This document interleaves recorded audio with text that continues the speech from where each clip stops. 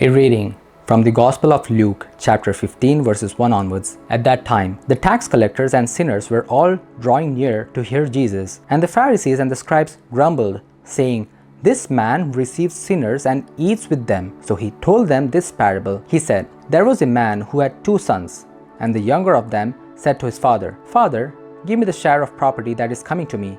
And he divided his property between them. Not many days later, the younger son gathered all he had and took a journey into a far country, and there he squandered his property in reckless living. And when he had spent everything, a severe famine arose in that country, and he began to be in need. So he went and hired himself out to one of the citizens of that country, who sent him into his fields to feed pigs. And he was longing to be fed with the pods that the pigs ate, and no one gave him anything. But when he came to himself, he said, 'How many of my father's hired servants have more than enough bread, but I perish here with hunger? I will arise and go to my father, and I will say to him, Father, I have sinned against heaven and before you. I am no longer worthy to be called your son. Treat me as one of your hired servants.' And he arose and came to his father. But while he was still a long way off, his father saw him and felt compassion and ran and embraced him and kissed him. And the son said to him, 'Father, I have sinned against heaven and before you. I am no longer worthy to be called your son.' But the father said to his servants, 'Bring quickly the best robe and put it on him,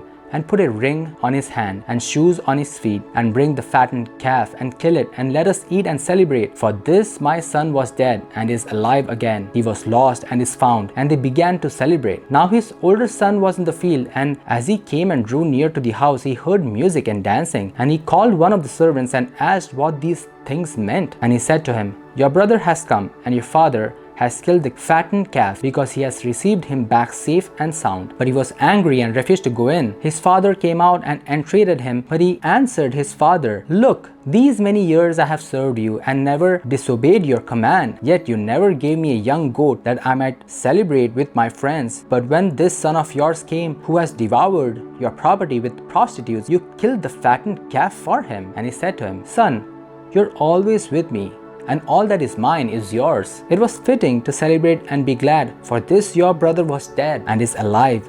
He was lost and is found.'" This is the word of the Lord. In the parable of the prodigal son, we find a process involving conversion, confession, and celebration. The moment the prodigal son comes to himself and decides to go back home, the conversion has already taken place. He then stands before his father, confessing his unworthiness, even to be treated as a hired servant. This leads to the father initiating a celebration in the whole household. The most important stage here is that of conversion. This is what happens at the sacrament of reconciliation. The most important thing in the sacrament of confession is the conversion of the heart. Many people think confessing one's sins is the most important, but if a conversion of the heart does not follow confession, the exercise has no meaning. Prayer for the day. Loving Father, you welcome us with open arms, no matter how far we have strayed. Like the prodigal son, help us to recognize our need for your mercy and return to you with a truly repentant heart. May our conversion be deep and lasting,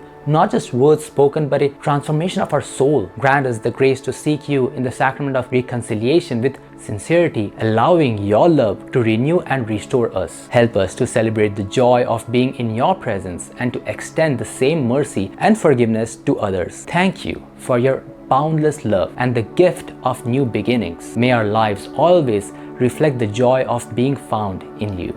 Amen.